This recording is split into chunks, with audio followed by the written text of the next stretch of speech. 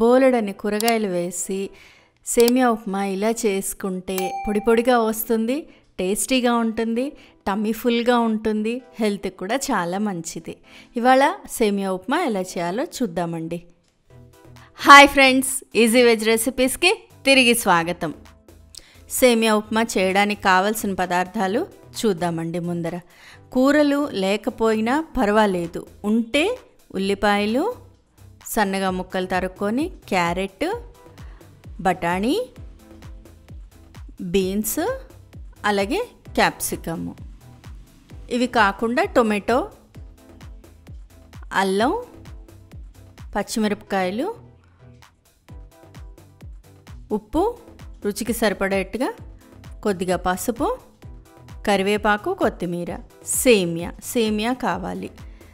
సేమియా మనకి వేయించింది కూడా మార్కెట్లో దొరుకుతుంది, కానీ నేను మామూలుది వాడుతున్నాను. 1 కప్ మెజర్మెంట్ తోటి తీసుకున్నానండి. ఈ కప్ మెజర్మెంట్ తోటి 2 కప్స్ తీసుకుంటే 4 మనుషులకి సరిపడాగా వస్తుంది. తాలింపుకి ఆవాలు, జీలకర్ర, శనగపప్పు, మినపప్పు, ఎండుమిరపకాయలు వెయ్యము ఉప్మాలాగానే. ముందర స్టవ్ మీద అడుగు మందంగా ఉండే గిన్నె కానీ ప్యాన్ కానీ పెట్టి దానిలో నీళ్లు పోసుకోవాలి. నీళ్లు కొద్దిగా ఎక్కువే పోసుకోవాలి, మెజర్మెంట్ ఏం లేదు నీళ్ళకి. నీళ్ళల్లో కొంచెం నూనె, ఒక 2 స్పూన్లు నూనె వేసుకోండి. అలాగే కొద్దిగా ఉప్పు, కొంచెమే, ఎక్కువ అక్కర్లేదు.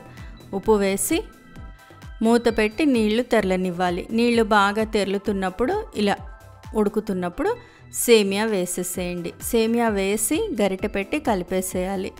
ఎక్కడ ఉండకట్టకుండా చూసుకోవాలి. కలిపేసి మళ్ళీ మూత పెట్టేసి దీన్ని ఉడకనివ్వాలి. ఇది బాగా ఉడికిపోయేదాకా మీడియం ఫ్లేమ్లో పెట్టి లేదా హై ఫ్లేమ్లో అయినా పెట్టి ఉడికించుకోవచ్చండి. చూడండి, ఇలా పూర్తిగా కలిపేస్తే ఎక్కడ ఉండగా అయిపోకుండా ఉంటుంది. దీన్ని మధ్య మధ్యలో కలుపుతూ ఉండాలి. ఉడికిందా లేదా చెక్ చేసుకోవాలి. ఇలా ఉడకడానికి మనకి ఒక 5 నుంచి 10 నిమిషాల పాటు టైం పడుతుంది. చూడండి, ఇలా పూర్తిగా ఉడికిపోయిన తర్వాత ఒకసారి సేమియాని మనం ఇలా చేత్తో నలిపితే మెత్తగా అయిపోతుంది, అంటే ఉడికిపోయింది. ఇలా ఉడికిపోయిన సేమియాని శుభ్రంగా వడకట్టేసుకోవాలి. జాలి ప్లేట్లో కానీ జాలి గిన్నెలో కానీ పోసి వడకట్టేసుకోవాలి. వడకట్టిన వెంటనే పైన చల్లనీళ్ళు పోసేయండి. దీనివల్ల మళ్ళా ఉడకడం అంటే మెత్తగా అయిపోవడం ఆగిపోతుంది.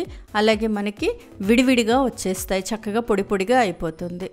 నేను ఫ్రిడ్జ్లో నీళ్లు పోసాను, వెంటనే చల్లారడం కోసంగా, లేకపోయినా మామూలు నీళ్ళైనా పోసుకోవచ్చు.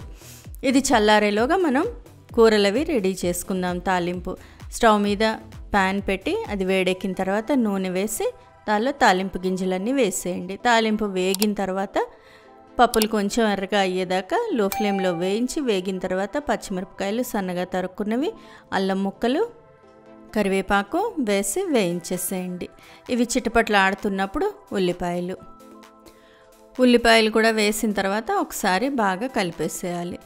ఉల్లిపాయలు కలిసిన తర్వాత అప్పుడు టొమాటోలు వేసుకోవాలి. ఉల్లిపాయలు కొంచెం వేగినట్టుగా, అంటే ట్రాన్స్పరెంట్గా అయిన తర్వాత టొమాటోలు, సన్నగా తరిగి పెట్టుకున్న టొమాటోలు వేసిన తర్వాత బఠానీలు వేసేసి కలిపేసేయండి.